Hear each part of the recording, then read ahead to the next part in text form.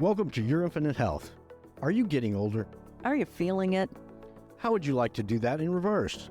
We're your host, Dr. Tripp and Lene. We've run an integrative medicine practice for 13 years. Together, we have 60 years of combined experience helping clients. We've helped tens of thousands achieve success in health and live longer, happier lives. In this show, we'll cover peer-reviewed and evidence-based integrative approaches to creating the health you've always wanted. We also share professional experience we see in the field every day. So if you're ready to feel, look, and live your best life, you're in the right place. Welcome to Your Infinite Health podcast. Hey guys, Lene here. Thank you so much for tuning in today. I really appreciate it. Got a great guest for you, and I'm just going to go through his bio really quick, and then we're just going to jump right into this episode. So today we've got Otto Janke, and he says that it was 6 simple words that changed the course of his life, and he hasn't looked back yet. Those 6 simple words were spoken or barely spoken by his mother in the last months of her life. Those words have been tattooed on my heart and lasered in my brain, he said. They became the focus of my practice. At 32 years in his chiropractic practice, Dr. Janke is more energized and more engaged with his mission for more, better years for his patients. This led him to form Empire Longevity so that he could have a platform to educate, lead, and move people. A noted author, an energetic, educational, and funny speaker, Dr. Janke hopes to light one spark in everyone he comes into contact with. All right, thank you, Dr. Otto Janke, for joining us. We're just chit-chatting about the etymology of Janke. And not being janky. And not being janky. Yeah.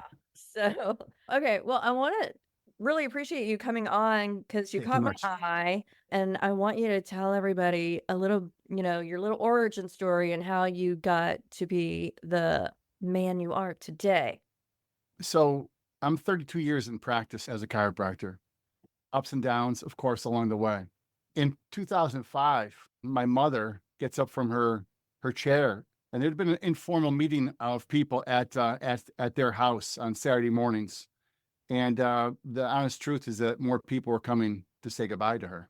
She had been diagnosed with idiopathic pulmonary fibrosis. Idiopathic, we don't know, pulmonary lung fibrosis, scar tissue. The inside of her lungs were becoming scar tissue. And it's a 2-year process, and it's 100% fatal. You will die from that.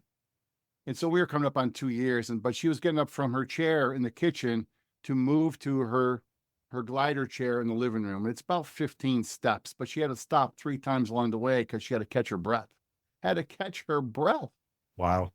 When she got into the chair, she slumped down into it as she did, and she's gasping for air. And she gave me the Pope wave. I call it the Pope wave. And she said, "Call the priest." I said, "What?" She says, "Call the priest." And I said, "Are we on a calendar, a stopwatch? What are we on here?" And she said, "Call him." So I called.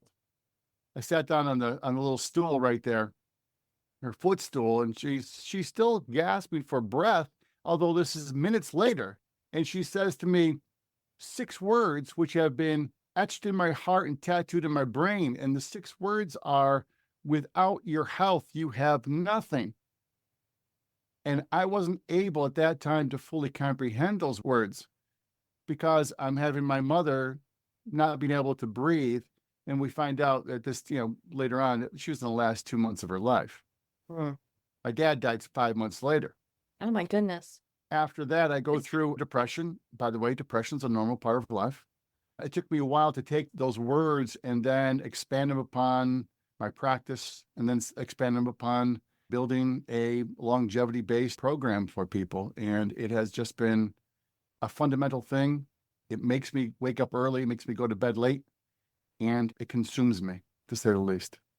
So, in a practical application, how did your choices and your behavior change from how, living before she said those words, and after you were able to conceptualize them and really take them to heart? How did that impact those choices for you? A fantastic question. Not an easy question either. First of all, you have to realize that there's a selfishness of health, but there's also, you need to stop being selfish. So the selfishness of health is, I have to put my health as a priority. If I want to be able to help the people in my practice as much as I want to, I've got to be at my best. If I want to be and help my wife as much as possible, I have to be at my best. If I want our relationship here to be at its best, I've got to be at my best. So I've got to work at my health on a regular daily basis. Every single day, I've got to do this, these things. And then so that's the selfishness of health. But then you start realizing that you need to stop being so selfish with what you do and what you learn and how you can impact other people. And so we make impacts upon people in our community dramatically. And it's not easy because the American healthcare system is not meant for, here's the honesty, as after the age of 25-ish, they really don't care about you for the next 40 years until you get on Medicare. Then they say all of a sudden, now we have to the house has been fully engulfed in flames for decades. Now we have to find some way of not allowing the house to fall down. And No, I would argue that actually they don't even care at that juncture. Like there's a lot of things in place that I would call legal euthanasia when it comes to Medicare and Medicaid, but that's just me. Continue on. no, I have, you take a look at just how COVID affected. There was a demarcation at the age of 54 that 92% of the people over the age of 54 either died of or with COVID. And it's like it wasn't like the typical curve. It was boom right here. And you realize that the American healthcare system, that we become disposable after a certain age. And you start going, are you freaking kidding me?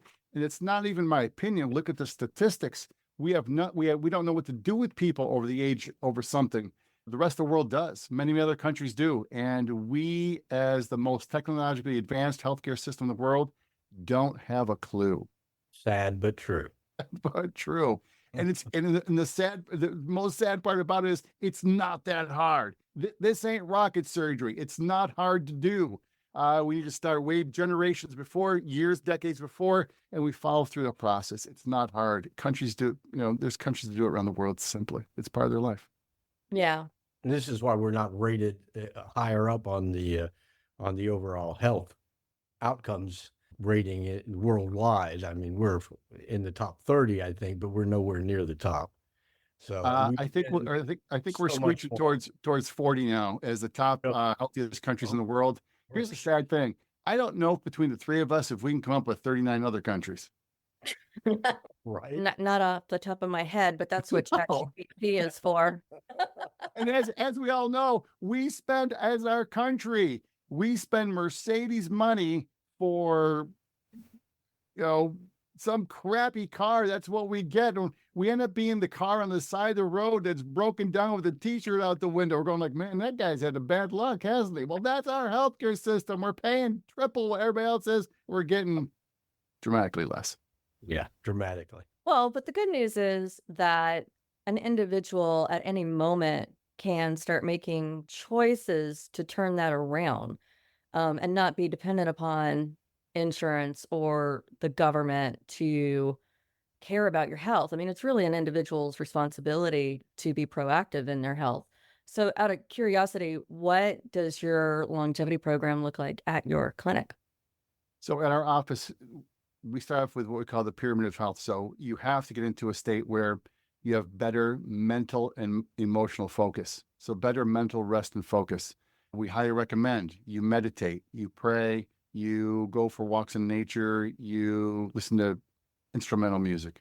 That's number one. Number two is rocket fuel. We don't talk about eating styles. We talk about these are the foods which we know are going to help you be less inflamed, are going to beat different diseases because that's what they do. They help prevent the stuff. They help you to function better. Here's a side note, is that the 60 to 70% of the people walking in my office now don't poop correctly. And it's like, if you aren't doing that one thing correctly, you're not doing a whole bunch of other things correctly.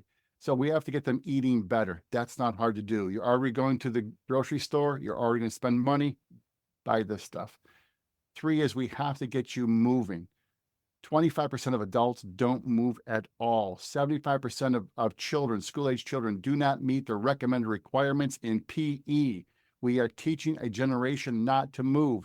If the birds weren't flying, the fish weren't swimming, the deer weren't running, we would think we have a natural catastrophe on our hands, but we call this education in America. And the 4th one is we optimize the nervous system, and we build people better, make their posture better, and we test their nervous systems on a regular basis. And it's one of those things that we use heart rate variability along with 2 other tests. And it's we watch you. And I was published in 2019 showing a woman post breast cancer literally coming back alive. I mean, she wasn't dead, but coming back and living again. And we monitor that through heart rate variability. What program do you use? Is it HeartMath that you use for that, or? So we use a program that's called the Insight Subluxation Station. And we don't use just the heart rate variability, although it's a major part of my testing. We also use surface EMG and then thermography to do that. And our system doesn't just say yes or no, it says where and how much also. It's not only important to know how high it is, it's also how low. If your foot's in sympathetic drive or parasympathetic drive, do you think there's a bear in the room or no bear in the room? And we can put plans together. And I was published in 2019. I'm watching this, and I'll have another paper coming out probably this year on that also. Fantastic. So, okay. So you're getting information on heart rate variability. Like, is that eating and nutrition to get that optimized? Like, what are you doing to get them in an ideal state of heart rate? So we know, and I can show you the information on this, that through chiropractic adjustments, we can influence the heart rate variability. If we can influence the heart rate variability, which I can show you 14 papers that show that, and then we can show that the heart rate variability then actually pushes longevity. So if we can start doing putting all these together, we can do that. So first of all, is we have to, so it's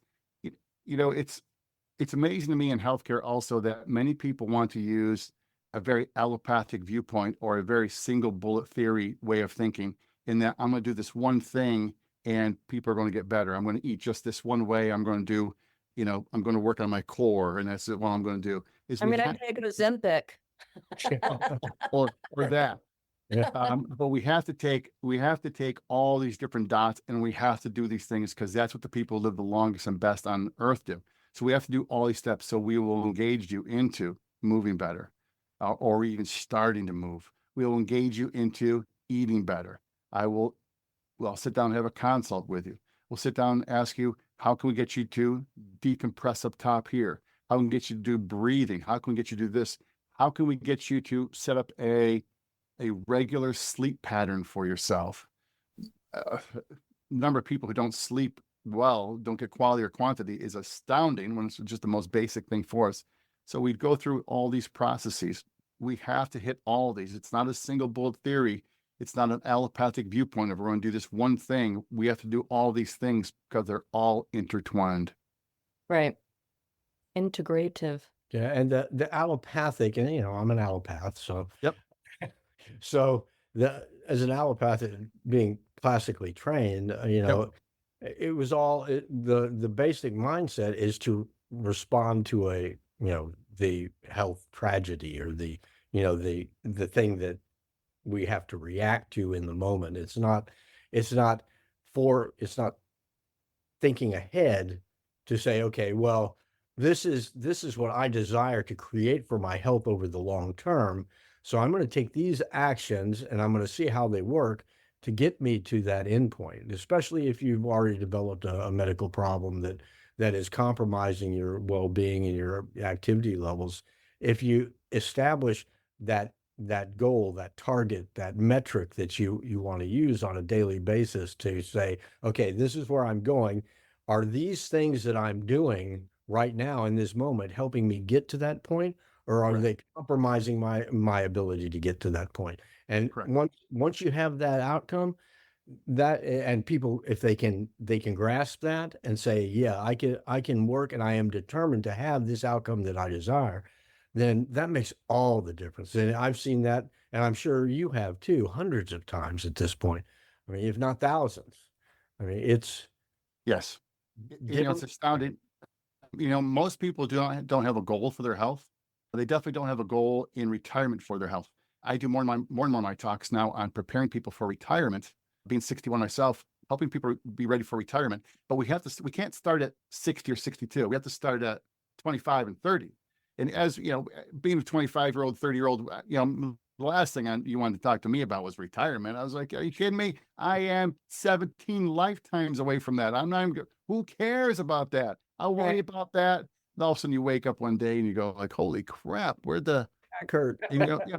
but you look at that and, we prepare financially for retirement, but we don't prepare health-wise. And I'll tell you specifically, I don't care how many zeros you have in the bank account. If you're not healthy enough to enjoy that or give it away to other people, then it just doesn't matter. What is it worth? It's, yeah, exactly. I just don't care about that. I'm super involved with people and getting you to move better, think better, eat better, be built better. If we can do that, we've unleashed you for decades to come. Mm-hmm. Yeah. So what's a favorite case study that you have? So I'll tell you the one that I was published on was a young woman post breast cancer, a mom of 3 post breast cancer. She was 44. She's in her 40s. And she dropped out of care. She said, hey, listen, I have breast cancer. I am going to do this because this is what I have got to do. So she dropped out of care for a little bit and had a double radical mastectomy with lymph nodes taken, chemotherapy, contacts me and says, I'd like to come back to your office and be under your care. Well, I'll be honest to tell you. I just spoke in South Carolina on this too, at a college down there. I said, there are no classes, there are no books, no pamphlets, no lectures, no seminars in chiropractic about how to care for someone post breast cancer. I mean, she was just able to get up and get around. There are no classes on this stuff. There's not nearly enough in any kind of healthcare. And so I had a default. I'll be honest and tell you that I was hesitant because I didn't honestly know what to do. And this is someone I know. It's not as if there's someone coming off the street, not that that's any different, but it's someone I know and I've cared for previously. And so I had to really step back and really reevaluate what I do. And so we went through this protocol and it took about 6-8 months, about 44 adjustments over that time. And we saw her awaken. And so she wasn't initially able to feel cold water around her torso. Her fingers felt like they had Band-Aids on them, and her toes felt like they had Band-Aids on the end. Always that very, very classic cloudy, foggy brain. Her digestion was just a mess. Her energy levels were a mess. Her intake of food was just a mess. All this stuff wasn't working correctly. And we saw her initially, her heart rate variability. That's how we tested it. We saw her heart rate variability was she thought a bear was in the room and the bear had brought a shark, to beat her, had fought to fight her. And so she was in massive sympathetic drive, that fight or flight. Let's go to dinner together. Well, I would imagine terrible that, you've got some sort of PTSD, I would imagine, having gone through that. So that makes sense that she would Depending on think, your experience, I'm sure. she would think that it's scary. much. And going through the research again published, looking at this, they anticipate women are going to be like that for 10 years. That's where you're going to be from now on. And no one's helping these people to come back into life. Not that I have the full key, but at least we have, I know where, I know where the lock is at least. But it's, and so with her, it was hard. It took everything to help her with this. That was in 2019. She was just in my practice with her 2 boys this week. People always ask me about that. Hey, what happened to that one lady? And she was in my practice, and she's a friend of mine. She comes and does our meditation classes for us. She's great. She's absolutely fantastic. But 32 years, you see a lot of stuff. I go that. My other favorite one is that on a Monday, I'm in the country here. I'm in the country. and a big old bear of a guy comes in. He's been in my practice for years, and he's got a baseball mitt for a hand, and he's slumped over on the tables waiting for me. And I walked in. I said, "What's going on today?" And his wife had been ill for some time, and he said that she had passed last night, and he asked me if I could help him out today. And so we gave him a big hug, and I adjusted him. I went back into my office, and then I had a pretty big cry. And I said, I see you at the ceremony, at the funeral services. That was on Monday. And on Thursday, a mother comes in with her newborn and says, I want to thank you for allowing me to be able to have this child. And would you please check him to see how he's built too? So we have someone who's at the end of life at the beginning of the week, and someone at the beginning of life at and it was just that's why we're in practice. Yeah. Those are great stories. Oh, crushing sometimes. Yeah. And sometimes the stories that people come in with are just, it's life. It's life. So you don't just deal with people, you deal with life. Right. Yeah. Those are potent, and the emotion that goes along with that is also potent. So but the funny thing about it is, in my practice, if you come into my practice, you're gonna find it one of the most fun places ever to be. We have music going all the time, and people always ask me, why do you have such great music? And I said, well, it's because I'm going to ask you in probably about 6 months, what music do you listen to? Then I either go buy that music, or I make I have a Spotify channel for our office, which we add that to it. And so you're listening to music that you like to listen to. But I always have kids in our office. We have a big chalkboard in our office, and we see a lot of kids, and I have them draw me. Oh. And it's the most fun thing. And I always have 2 questions for them. Is that what I really look like? Because if I do, I'm gonna need some help pretty quickly. Or 2, are your eyes that bad that that's what I look like? But we have the young ones. We have the 2, 3-year-olds, 4-year-olds drawing me, and they get so intense. They'll be drawn. They look over me, and sometimes they draw me. I mean, the chalkboard's big, so I might be a couple feet high, and sometimes they draw me, and I'm like 4 inches tall. And I'm like, how can you? And sometimes it's one of the most fun things we do in our practice. And I think our next thing we're going to do is, I'm going to have them draw me. I'm going to draw them. We're going to take a picture of all that, and we're going to make a calendar of it. Oh, that's great. That sounds so super. fun. Yeah. I like that. We don't really get a lot of kids in our office, but I like that idea for sure. Love them. Let's see. You are a noted author. Tell us about that. This book, You Were Born to Be Healthy. This Nice. is how I think. I think we are all born with a great capacity for health. Your 100% capacity might be different than my 100% capacity, but we've all got that capacity innately born into us. If that is true, then why do so many people in America get so sick so quickly and chronically? And so we start off by, I tell you stories about my family, and we go through some of the things I think are just fundamental for us to do. You're going to hear me say this a million times in my practice. This ain't rocket surgery. This is simple. this is easy to do. We're going to do it every single day, just a little bit every single day. That book was not easy to write. I told myself I had the idea for 5 years. And I told myself over one long, cold winter in upstate New York that I was either going to write the book and get it published, or I was going to eliminate all that information from my brain. So I would go exercise hard for 45 minutes, get a big coffee and a big water, go up to the local college and just sit down and mind drop all the ideas. And the funny thing about it is, when I got done with it, I was like so excited. I got done with it. I sent it to an editor. They sent it back, and it had so much red over all the pages. I wasn't sure if I spoke English or I'd ever taken an English class or passed an English class, because it was the answer right there was no. I had not taken an English class or passed one, because it was. Yeah, those editors can be tough. Super tough, and I don't write that way. I write like this. I write conversationally. Like, you can't write conversationally. It's the only way I know how to talk too. But for me, that's instead of a business card, I give that out. Yeah, nice. Wow. Yeah. Sounds And great. what I just started doing was recording me reading the chapters, and I send those out as promotions to people who come to our website. Okay, that's a good idea. Super simple. Eventually, you'll have a complete audiobook if you keep. Yeah, that'll be it.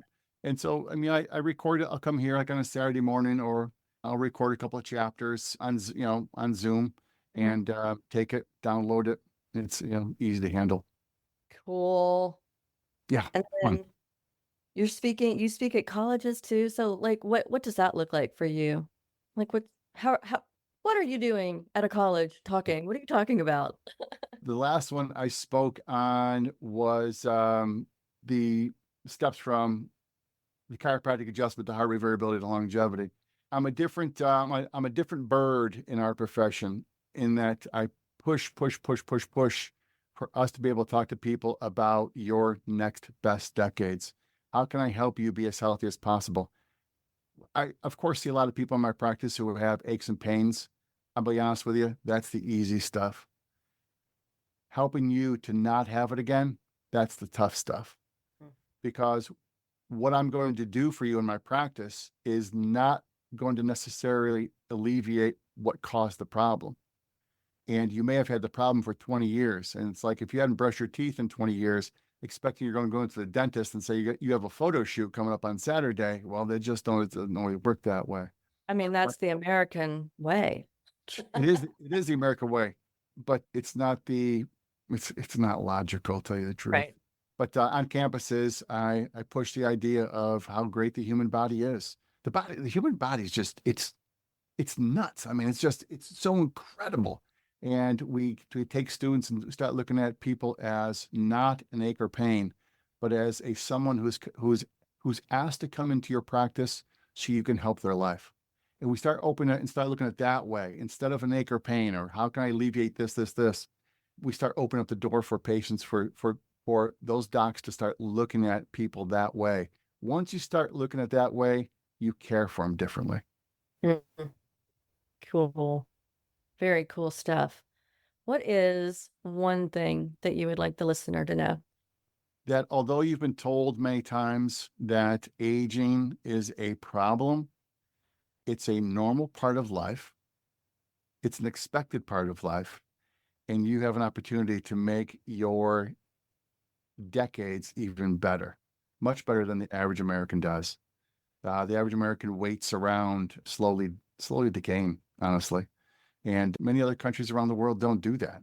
They have plans for people. They have healthcare plans for people, but it's easier than we think. And once again, in the American healthcare, we just don't talk about this nearly enough. And I also believe that the most important word in healthcare, in our own healthcare, our own personal longevity, is the word "and." Very, very simple. When I talk to people and I ask them, they know I do talks around the country on this. And they say, well, I eat a certain way. And say, like, I'm a vegetarian, I'm a vegan. I say, great. And what else are you doing? And they say, what? I say, what else are you doing? And they say, well, I said, how much do you exercise? I'm a vegan. or I'm a CrossFitter. I said, great. How much sleep do you get? Well, I work out hard. I said, great. That's fantastic. And what else do you do? Our own personal healthcare plan should be and. I move like this. By the way, we talk about the 5 aspects of motion. We talk about cardio, power, flexibility, balance, and posture. We start intertwining all those. You got yourself built a whole new brand way. So you got that. How are we going to eat? How are we going to sleep?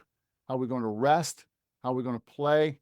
How are we going to be built better? We start incorporating those. Man, we built you better for decades to come. And now that's the cool stuff. That is cool. Yeah, it's simple too. Right? Well, it's making a choice moment to moment to moment to moment. You're going to spend the same amount of time, energy, focus, and money on being diseased as you can be in health. I forget what the study, I saw another study a short time ago, said if we start pushing people towards this way of moving, thinking, eating, breathing, sleeping, you would save downstream literally hundreds of thousands of dollars in healthcare monies. Now take that. You can change a country and what a country does with that money too. And here's a number for you, which might shock you a little bit, is that if you were to retire today as a couple, you would need $315,000 out of pocket for healthcare monies after what Medicare pays. Here's the reality. 20%. Here's the reality. Our financial advisors are not telling us about this, and no one is prepared for that. But that's the bad news. Here's the great news. We can decrease how much money we need. And if we have that money, we can use it better ways. But we can decrease that money from $315,000 to maybe $100,000 for a couple. And there's a very, very simple way. Do this, do this, do this, do this, do this. And we do this, we decrease our need for this money. We increase our independence. We decrease our monies. We decrease our dependence upon medications or being dependent upon other people. One of the greatest things, and I'm sure you've seen this, is our seniors who won't use a cane or a walker when they're unstable walking. And I asked them, would you please, I said, I understand you don't want to look old, but you're going to look a lot better than having a gash on the side of your head because you fell. And you've seen these people who've had a broken hip. A broken hip will change your life instantaneously. And I said, I'd much rather have you do it. What if you never needed to have that? And so instead of at 65 or 70, you maybe need it when you're 95. I mean, that's a dramatic difference. It's not that hard. And we start when people back there in their 20s and 30s, we get them doing the same things, and we can revolutionize our healthcare system. We can do this. Yeah. I think the younger generation they seem to be more aware about quality foods and yoga and Pilates and these things that I don't remember anybody in my high school class caring about. So that's encouraging. That's very much encouraging. But I also think that their use of medications is up dramatically more than when I was in school. Well, this is true. I think what is it? 1 in 3, 1 in 5 is on some sort of antidepressant. We see from the local college, the amount of the boys, the guys are on ADHD, and the women are on anxiety or they're on antidepressants. And being someone who went through a depression after my parents died, it's a normal part of life. I asked them right away, do you think you're depressed? And they say, well, I said, if you were depressed, you would know that it rains pretty hard sometimes in your life. I said, how much do you exercise? What do you eat? What time do you go to sleep? What time do you wake up? If you aren't doing those things correctly, you chemically, physiologically cannot be optimized. You can't be working at your best. So once again, we start patients off on those steps. I don't take them off medications. We help them with these steps, get them working better, get them thinking better. And then do you take them off the medications? No, I didn't put them on. I don't put them on. I don't take them off. Oh, okay. Yeah, I think one of the things with my patients too, I think the word depression is a little bit more technical than a lot of people. A lot of people go there very quickly, and I don't think it's depression. I think it's melancholy, and I think the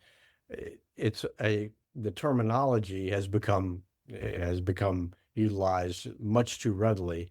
And so, and the pharmaceutical industry has obviously helped that, I think. But at the same time, I think many people who say, "Oh, I'm depressed," it's melancholy. It's not. It's a temporary. It's a passing thing, and sometimes, and it's a healthy thing because it's a response to something that we can be sad about.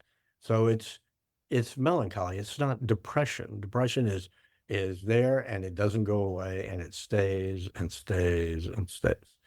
So yeah, I think our concept as physicians and healthcare providers needs to also change a little bit. The antidepressant fad has allowed us to develop a multi-billion-dollar industry, giving a pill so that we don't have to talk about the depression and we don't have to assist the patient and focusing on the end point and why it's happening. We need to talk about why the house is on fire. No one wants to. Yeah. No one wants to talk about why the house is on fire. Now let's just get them through 5 minutes, move them on. Turn off the smoke alarm. Yep. We see it all the time. Much. Cool.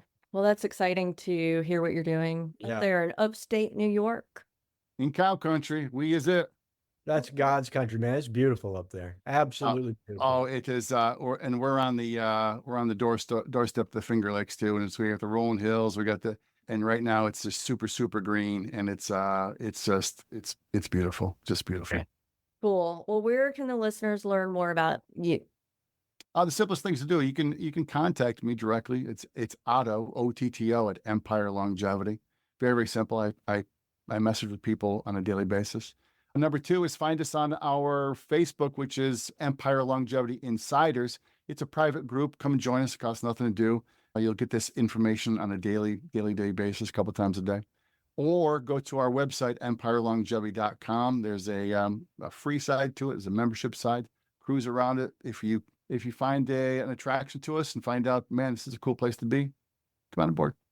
Cool. And then where can they get your book? You can do one of two things. You can get it on Amazon, easily found. I think I saw it for like $45. Please don't buy it for $45. Wow. If you want it, contact me and I will autograph it for you. I will. That was a fun on words. Here's the other thing. I love it. I don't give out much, obviously. Contact me. You can buy it from us. We always have them in stock. I will autograph it for you. Then we'll package it, send it to you. It costs, in the continental United States, no problem. Awesome. And listener, I'll have the links in the notes, so don't worry about it if you're driving or whatnot. Dr. Otto, thank you so much for taking some time and sharing. I appreciate your time, your expertise. Love what you guys listen to it. Probably about 15 of your 15. Oh, wow. Well, thank you. Thank you so much. Makes me feel good. Oh, absolutely. You and I both know this is, we have an uphill battle. It's a daily battle that, the other side has a lot of money. Yeah. But guys like you and Trip are like challenge accepted. It is. Well, here's the other. What else are we going to do? We can no longer afford to stand by with the knowledge. We can't afford those people. I practice in my hometown. I didn't come back here because I thought I was going to become massively wealthy. I knew it because I needed to help these people. So that's why you do those things. Awesome. Love it. All right. Well, it was such a pleasure meeting you and talking. I appreciate it. Thank you. Listener, I hope you found this educational, informational, somewhat entertaining, and until next time. Thanks for subscribing to Your Infinite Health. I'm Dr. Tripp. And I'm Lene. Until next time, feel it, look it, and live it.